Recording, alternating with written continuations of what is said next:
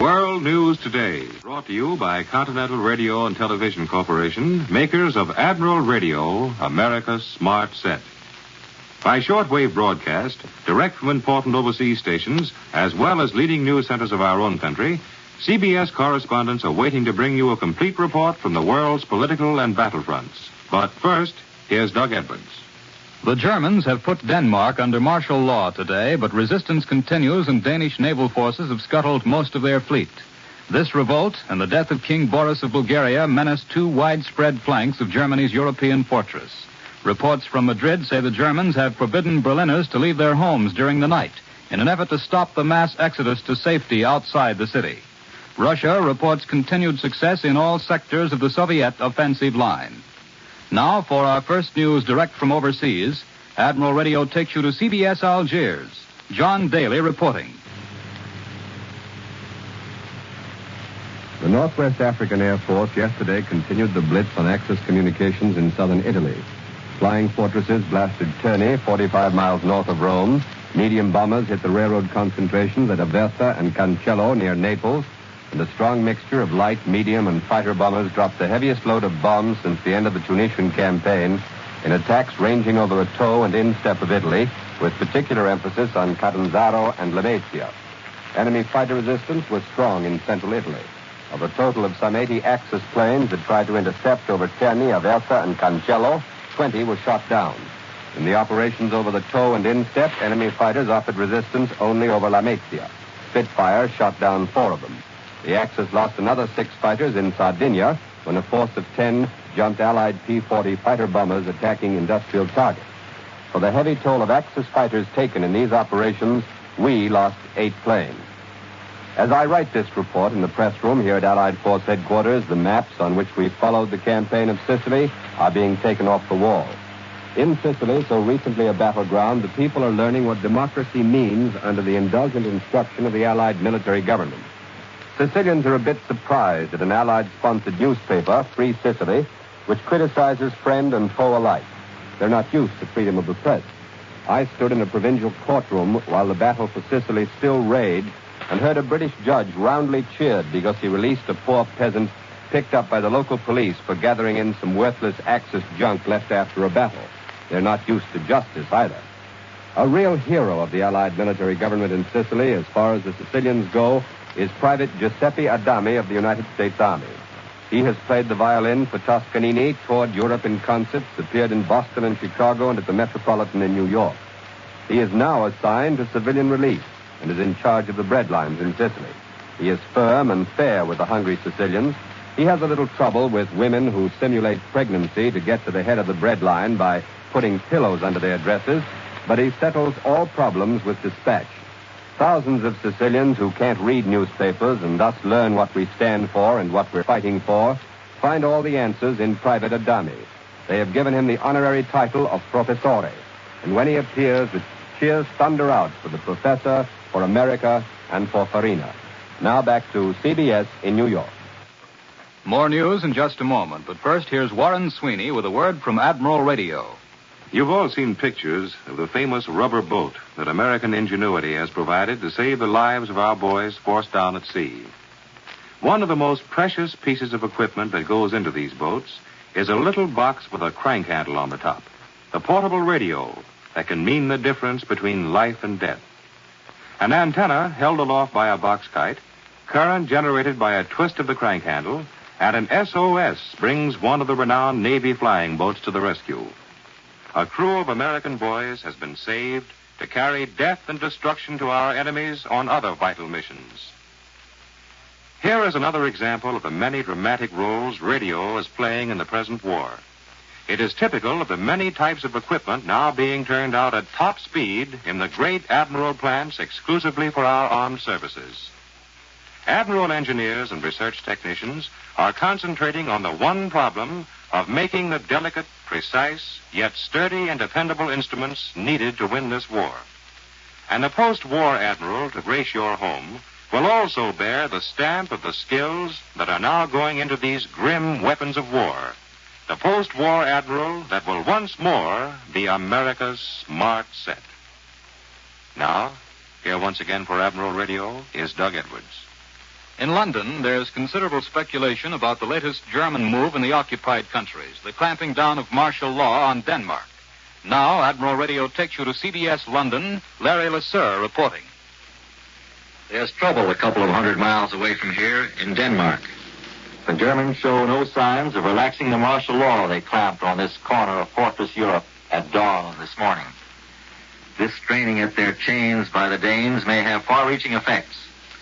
There are those in London who are not without hope that this may be the spark that sets the whole of Europe afire against its German oppressors. The immediate reasons for the Danish revolt are not altogether clear. The leader of the Free Danes in London, Christmas Muller, who escaped across the North Sea to England a year ago, says that the Danes are resisting the Nazi effort to impose German law in Denmark. But other observers here point out that since the cancellation of the German military right-of-way across Sweden, the Germans have been forced to detour their military traffic to Norway through Denmark. If British parachutists have been partly responsible for the wave of sabotage which swept across Denmark, there has been no disposition on the part of British military authorities to acknowledge this. It would naturally be a military secret. The rumors that the Germans have arrested King Christian cannot be confirmed here, but it's believed that a general strike has broken out in Denmark. The German military decree has prohibited all strikes. Anyone starting one will be punished, probably by death. It's interesting to remember that when she was free, Denmark abolished the death penalty years ago. Sweden has canceled the two train ferries that run regularly across to Denmark, and all Swedish telegraph and telephone communications have been cut off. England was unusually quiet today. Last night, the Royal Air Force stayed at home, and there have been no reports of any air activity across the Channel today. Here's one small item that I can report for the benefit of those who like good luck charms. When Lord Louis Mountbatten goes to the Far East as Allied Supreme Commander in Southeast Asia, he'll take a mascot with him. It's the small enameled figure of a naval signalman with his arms extended in the semaphore signal V for victory. It's been on the radiator cap of Mountbatten's car ever since he became Chief of Combined Operations. I return you now to CBS in New York. Red Army forces advancing on Poltava, the big German rail and supply center 77 miles southwest of Kharkov, have driven across an important river barrier and smashed the enemy's defenses. Moscow dispatches don't say what river has been crossed, but it's possible it's the Psol, which runs parallel to the Vorskla, along which one Soviet column is advancing on Poltava. Yesterday, the Russians reached the east bank of the Psol by passing Poltava on the north. Both west and south of Kharkov, the Soviets are driving forward, their rate slowed only by dense minefields and roads and bridges which the Germans are demolishing as they retreat. Moscow says the fighting in this area is assuming a highly mobile character, with swift-moving Soviet mechanized units taking one enemy strong point after another. Frontline dispatches also report good progress in the hilly area of the Donetsk Basin southwest of Voroshilivgrad. On the Svesk-Bryansk sector north of Kharkov, the Russians are reported to have reached a point some 15 miles from the important Bryansk-Konotop-Kiev Railroad. Now here in our New York studios to discuss the fighting on the Russian front is Major George Fielding Elliott. The Russians appear to be applying the lessons which they learned at considerable cost in the last phases of their great winter counteroffensive last February. Then, as now, they held Kharkov and Belgorod. Then, as now, they drove southwestward from those fortresses to cut the communications of the German army down in the great semicircle of the Donetsk Basin. They came within an ace of success, only to be thwarted at the last moment by a violent German counterattack driving eastward from Poltava. When this German blow fell, the Russians were within a few miles of the last railway junction controlling the communications of the German Donetsk army. This time, the Russians appear to be in greater force and to be better consolidated. Moreover, they are striking for Poltava first, in a great swinging arc pivoting on Kharkov, and smashing across the rivers Vorskla and Psel to drive southward to the Dnieper behind Poltava. Once Poltava is in Russian hands and firmly held, it will block the route which the German counterattack of last winter took, and will thus protect the flank of those other Russian armies, which can then proceed with the reduction of the rail junctions between the Dnieper and the Donets. Before this happens, the German troops must either be out of the Donets Basin or be trapped there. There are some signs that the Germans have this time chosen to withdraw rather than to try a counterattack, for which, in the light of the situation elsewhere in Europe, they may not wish to spare the reserves. Latest reports from Russia speak of extensive German minefields and destruction of bridges and roads, all of which are measures, especially the minefields, which the Germans found very useful in protecting retreats in Tunisia and in Sicily. Also, the Russians report their troops in the area of Boroshilovgrad, far down in the depth of the Donets Basin, as advancing. The Germans may have determined at last to take the step which has so long seemed inevitable in view of the Russian situation, to withdraw in Russia to a shorter and more easily defended front where they can stand and still release some reserves from the Russian front for use elsewhere. That was Columbia's military analyst, Major George Fielding Elliott. In the Southwest Pacific, General MacArthur's flyers are still hammering Japanese bases. On the Central Solomons Land front, Allied forces are getting set for new blows. But for the story in the Lower Pacific, Admiral Radio takes you to CBS Honolulu, Webley Edwards reporting.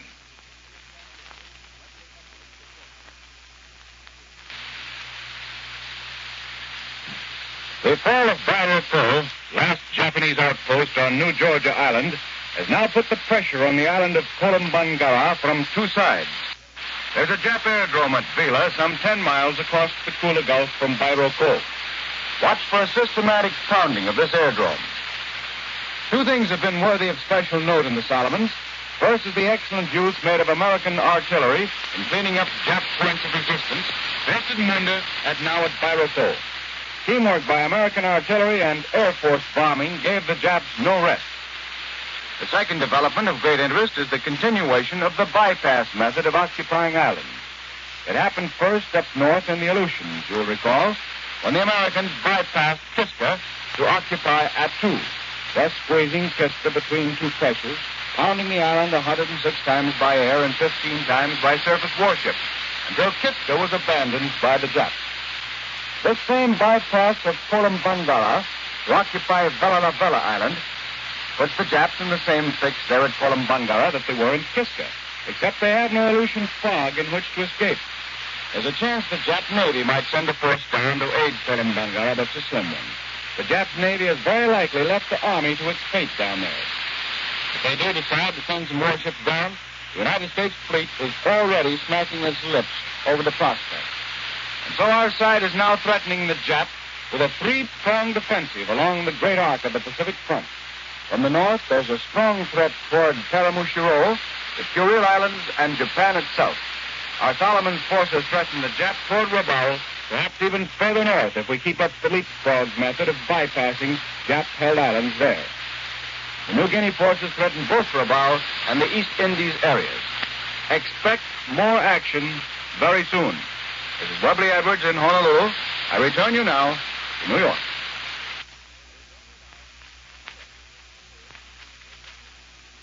Madrid is one of the few neutral capitals in Europe.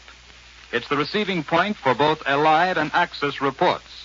And so for a cross-section of the latest news as viewed in Spain, Admiral Radio takes you back across the Atlantic to CBS Madrid. Glenn Stadler reporting. Here in Madrid, August is hot physically and cool politically. So General Franco, his ministers, and the diplomats have been passing the month on the northern shores. But we who remained have been kept busy by stories of growing unrest and jitteriness that have flooded in from Germany and the occupied countries. Italy, of course, is considered as pretty much out of the picture, except as a battleground. The other day I watched a German plane come in from Berlin, over an hour late. Neutral passengers told of the terrific damage there. They said that at least 5,000 were killed in last Monday night's raid alone, that some even committed suicide rather than face another horrible night. Each evening, thousands fight to reach comparative safety in the open country. A trip which normally required half an hour now takes nearly 3 because of disrupted transportation. At night, the right capsule is virtually a ghost town. Thoughts of 1918 are vivid. Huge new posters on each street corner threaten the death penalty for looting.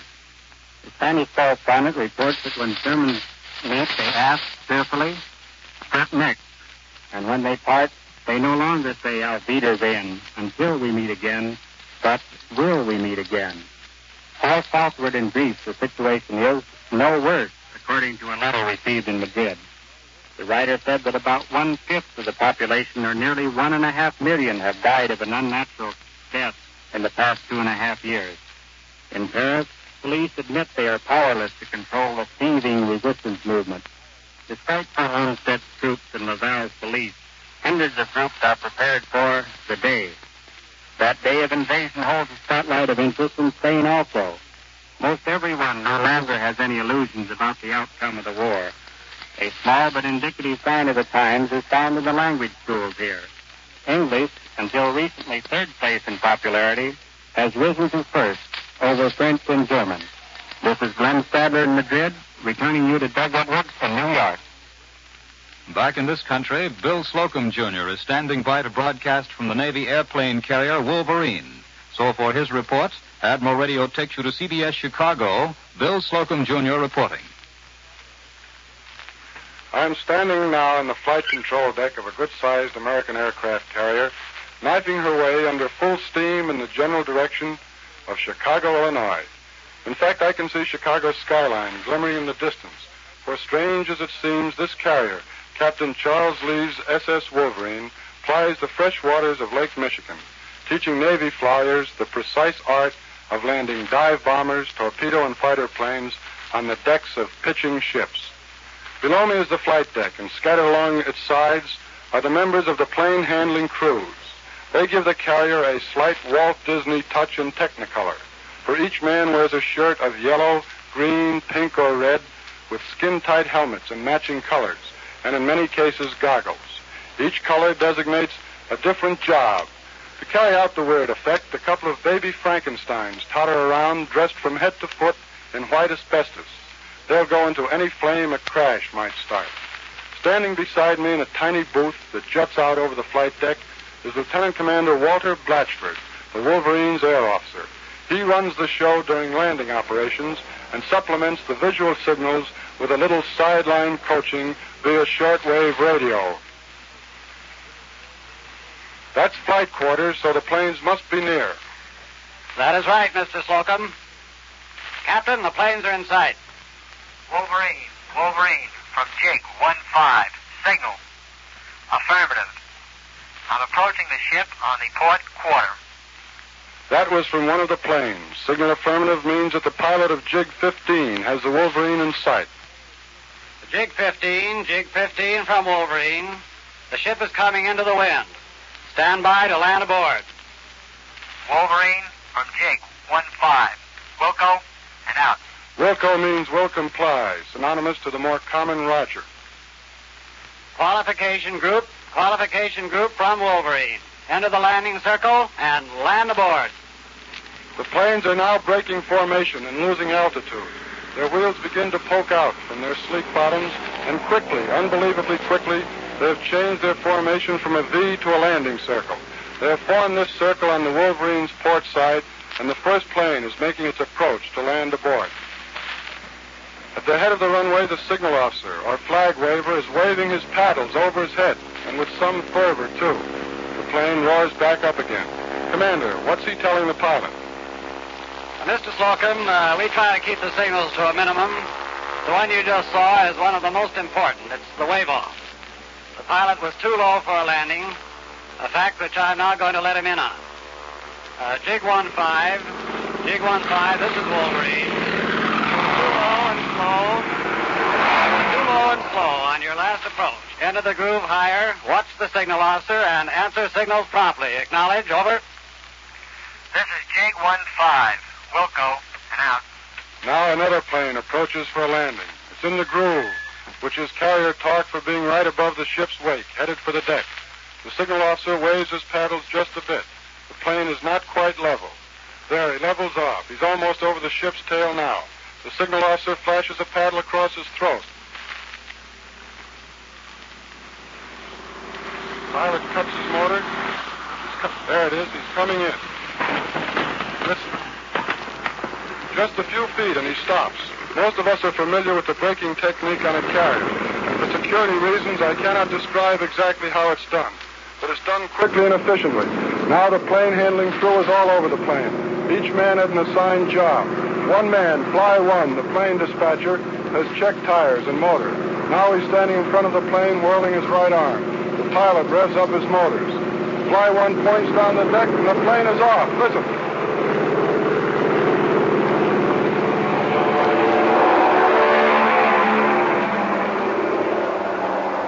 Rookie pilots from the Glenview Air Station have made some 15,000 landings on the Wolverine without accident. An unbeatable tribute to the Navy and naval aviation on this, its 30th birthday. I return you now to CBS in New York and Doug Edwards. Next, for news of other developments here at home, Admiral Radio takes you to CBS Washington. Robert Lewis reporting. Prime Minister Churchill's visit to Washington this week is expected to result in the formulation of Anglo-American plans for the administration of the occupied European countries as they're liberated from Hitler's grasp. Diplomatic observers here see this as the main object of the Prime Minister's visit for several reasons. First, all plans for military operations against both Germany and Japan presumably are already well on the way toward perfection. And secondly, it's felt that the two English-speaking countries will want to have worked out beforehand, and this includes an agreement with Russia, the basic principles that'll be followed when the Allied armies start to put the squeeze on Hitler. At the same time, the report that a meeting of Stalin, Churchill, and Roosevelt is imminent is discounted here somewhat on the theory that any military operations involving a second front in Europe would be strictly a British and American affair. However, a meeting of other high-ranking representatives from the three countries is not ruled out for the simple reason that if Churchill and Roosevelt do discuss post-war policies, the Russians would be fully informed and consulted. The Office of Price Administration has announced restrictions on the sale of coal to homeowners in 12 northeastern states and the District of Columbia. Effective September 1st, such purchases will be limited to 50% of last year's total consumption until the 1st of December. Now back to CBS New York and Doug Edwards. Once again, here's Warren Sweeney with a message from our sponsor. There is little of the beauty of America's smart set in the equipment now pouring from the great admiral plants. For this is war, and the weapons of war are grim, stern, ruthless, not beautiful in the sense that we once knew beauty. All the efforts of admiral scientists, engineers, technicians are being devoted to this one task, the task of making admiral-built electronic equipment the durable, dependable instruments our boys at the front need to bring us final victory. And to you on the home front, Admiral gives this assurance. The Admiral radio that will be yours after the war will include all the advances in the science of electronics now going into these sturdy weapons of war. In the meantime, take care of the set you now have. Call your Admiral dealer in case of emergency and be assured that he will do everything in his power to keep your radio operating at peak efficiency. After the war, Admiral, in peacetime, the world's largest manufacturer of radio phonograph combinations with automatic record changers, will bring you an even better Admiral radio than you knew before. Attention, men and women of Chicago. Your country needs you. Help build vital communication equipment for our frontline fighters at the great Admiral plants in Chicago. The work is easy and interesting. No experience is necessary, and you'll be paid while learning. The factories are modern with the latest type machinery as well as company cafeterias for your convenience. Simply go to the employment office of the Admiral plant at 4150 North Knox Avenue by taking a Montrose streetcar to 4600 West. Or take the Armitage Avenue car to the Admiral plant at 3815 Armitage. Get into radio now. The modern business with a great future. Be sure to listen again next Sunday when Continental Radio and Television Corporation brings you World News Today, direct from the leading news centers of the world. This is the Columbia Broadcasting System. WBBM Chicago.